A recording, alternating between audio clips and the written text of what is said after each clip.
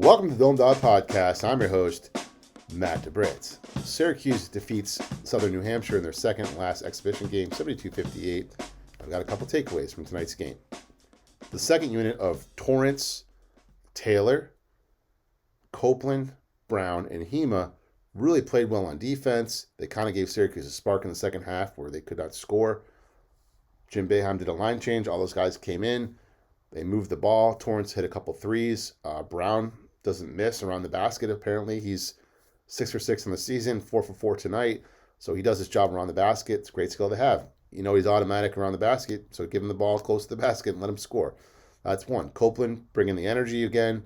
Kind of a do-it-all kind of guy. A few times he tried to make some kind of crazy passes. I don't think some of the guys on Syracuse were ready for that or expecting it, but I like the effort.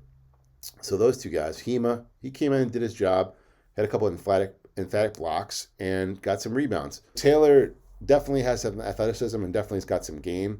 You know, the jump shot he made off the dribble when he first kind of came in, that's a difficult shot. He had an outside three.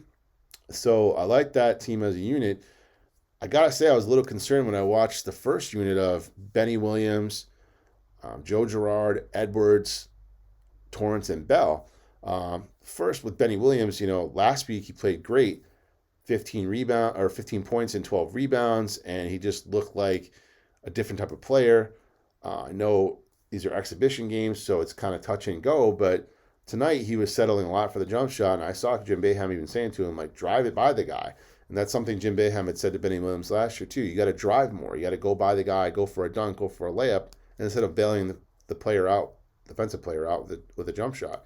And when those aren't falling, go to the basket. And he kind of did that towards the end of the game. So I think he learned from that, and hopefully he's going to grow from that. Chris Bell, he's kind of the wild card. You know he's a good player. He shows flashes at times. And towards the end of the game, it was kind of like a crazy sequence. He got chewed out for not getting a rebound. And from what I can read lips, Jim Boeheim said, if you don't get rebounds like that, you won't play. Bell came out. He had a nice Euro step layup, and then he got a nice alley-oop from Mintz. So I think that was good for him to get those baskets at the end of the game just to kind of bring his confidence back. Mintz didn't play as well as he did last game, but these are freshmen, growing pains. Girard, solid game. He did have some turnovers and some bad passes at points. And Edwards, he got into foul trouble against a team that's smaller than him, and that just can't happen. He's got to stay on the court for Syracuse to have a good season. You know he's impactful when he's on the court. It showed so many times last season. He can alter shots. He can get rebounds. He's a force inside once he gets the ball down there. And there's some work to be done.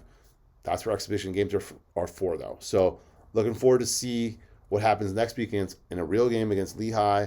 Will the team play more man-to-man, more zone? That's another thing that I kind of wasn't too happy with the first unit.